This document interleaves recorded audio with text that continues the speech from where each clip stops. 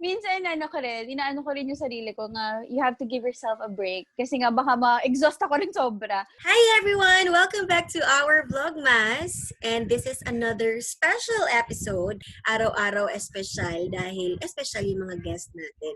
Pero today, alam nyo kung bakit espesyal?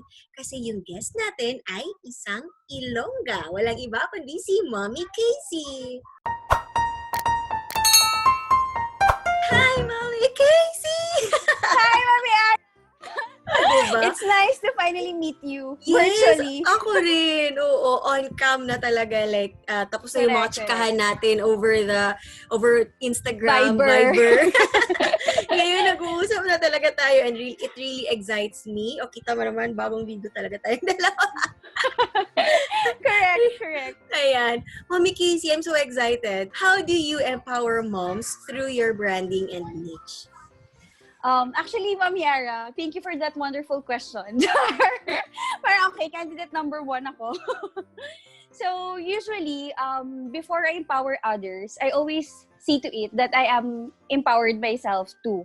In the sense na I'm passionate about the things that I love to do and I do it with determination. I didn't expect na magiging blogger ako, diba? It was just a passion of sharing my experiences kasi nga yung niche ko is motherhood, beauty, and lifestyle. So, one of my advocacy is to share my first-time experience as a mom to Summer and to share to my viewers and to my followers and friends na ito yung mga nagagamit ko sa kanya which helped me as a first-time mommy, and I want that experience to be felt by my viewers or my followers kasi nga 'di ba it's being a mother is very a big hat to cover and it's a lot of responsibilities.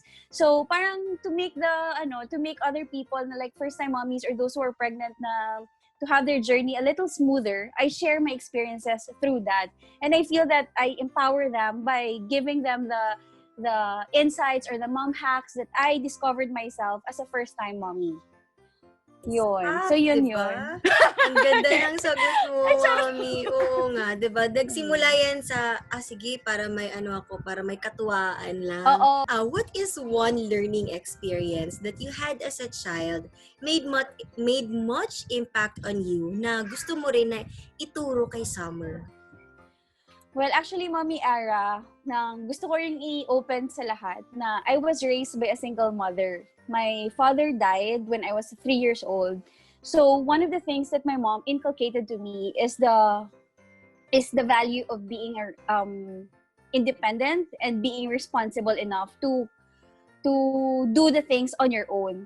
So gusto ko ganun din yung i-share ko kay Summer kasi nga my mom always told me na we didn't live a life that is alam mo yon, comfortable.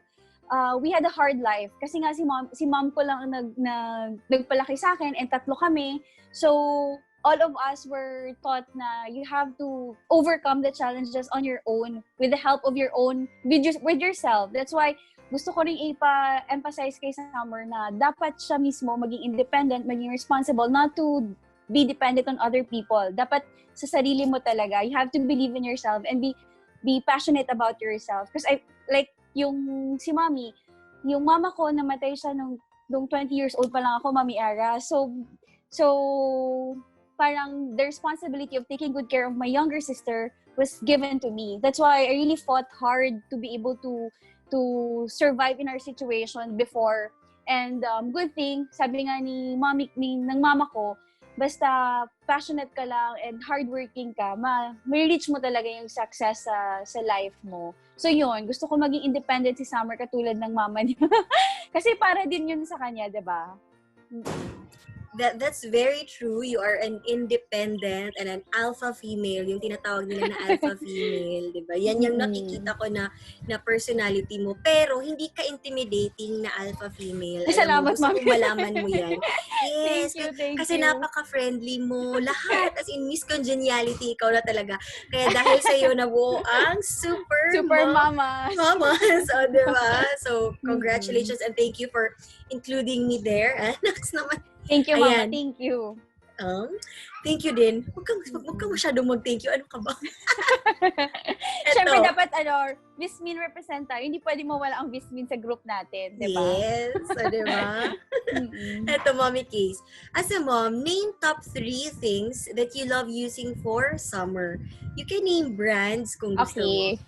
Pero hindi siya paid, Joke.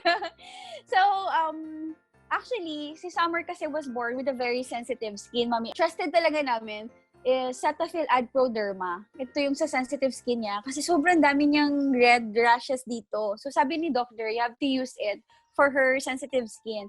And eventually, nawala talaga. As in, wala na talaga siyang rashes. And then every day I use Cetaphil lotion, baby lotion, para to maintain lang the skin ni Summer kasi nga very gentle and mild si Cetaphil. And now I discovered this new one. I just used it 2 months ago. Pero in fairness sa kanya, hiyang si Summer sa Baby Flow toddler soap bath. 'Di ba mas mura siya? Yes. Pero at least mas maganda siya sa skin ni Summer. So yun, 3 yung parati kong ginagamit araw-araw sa kanya. Kasi nga, she was born with a very delicate, sensitive skin. So, dapat mild din yung lahat ng ingredients na ginagamit natin. Correct. Mommy Casey, December na. Yes, advance Merry Christmas. What is your Christmas message to parents who are watching this video? Actually, I just want to give thanks to all the parents who give their children unconditional love and support. For those like my mom, single dads, I know you can do it. I know you could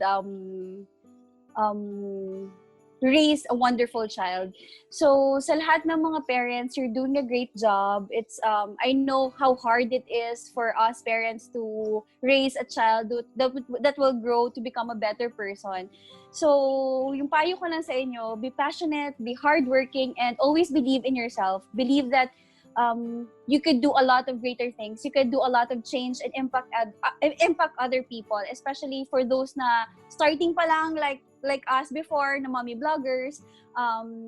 If you wanted to grow your influence or be like us, just be passionate on sharing or always go back to the purpose. Bakit ko ba to ginagawa? Ginagawa ko to because I want to be purposeful. Purposeful in the sense na makakatulong ako sa fellow mothers, fellow fathers, or fellow parents ng community natin. So yun, just enjoy Christmas with your family and I hope everything will be all right this 2021. At sana makalaya na tayo sa COVID. So Merry Christmas sa lahat. Yung last sentence, sana makalaya na talaga tayo dito sa sitwasyon na to. Parang although we don't like to think na we are stuck at home kasi safe naman tayo kahit nasa bahay lang.